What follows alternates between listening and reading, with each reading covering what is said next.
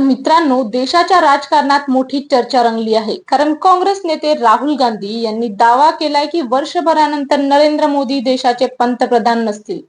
या विधानामुळे राजकीय वातावरणात या विधानामुळे राजकीय वातावरण तापलं आहे. दिल्लीमध्ये काँग्रेसच्या अल्पसंख्याक विभागाची एक महत्त्वाची बैठक पार पडली.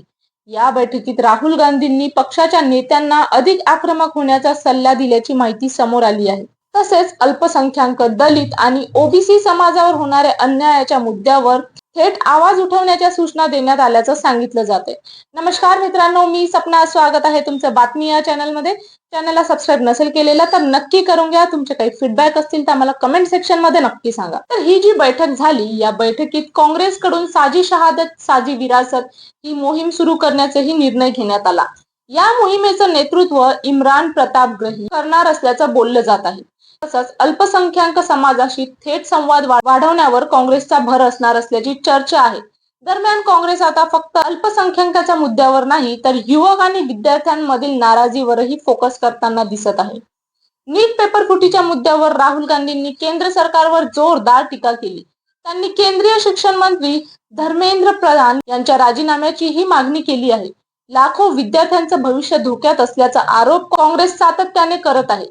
याचसोबत बेरोजगारी, महागाई, पेट्रोल डिझेलचे वाढते दर आणि घसरत चाललेली रुपया या मुद्द्यावरूनही काँग्रेस सरकारला घेरण्याच्या तयारीत आहे. राहुल गांधींच्या मते देशाचं पुढचं राजकारण हिंदू मुस्लिमवर नाही तर गरीब आणि श्रीमंत यांच्या मुद्द्यावर होणार आहे. म्हणजेच आर्थिक मुद्द्यावरून सरकार विरोधात मोठं वातावरण तयार करण्याचा काँग्रेसचा प्रयत्न असल्याचं दिसतंय. आणि विशेष म्हणजे काँग्रेस आता सोशल मीडियावरही अधिक आक्रमक होताना दिसत आहे. युवकांमध्ये वाढणारा सरकार विरोधी मूड, बेरोजगारीचा प्रश्न आणि परीक्षांमधील गोंधळ या सगळ्या मुद्द्यावरून वातावरण तयार करण्याचा प्रयत्न सुरू असल्याची चर्चा रंगली आहे. दरम्यान भाजपनेही राहुल गांधीच्या वक्तव्यावर जोरदार पलटवार केला आहे. भाजप नेते संबित पात्रा यांनी राहुल गांधीवर अराजक पसरवण्याचा आरोप केला आहे. तर मुख्यमंत्री देवेंद्र फडणवीस यांनी मुंगेरी लाल के हसीन सपने असं म्हणत टोला लागवला आहे.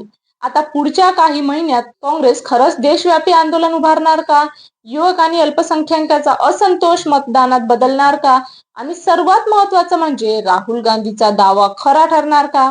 याकडे सगळ्यांचं लक्ष लागलं आहे. तुम्हाला काय वाटतं? कमेंट सेक्शन मध्ये नक्की सांगा. आणि या चॅनलला सबस्क्राईब नसेल केलेलं तर नक्की करून घ्या.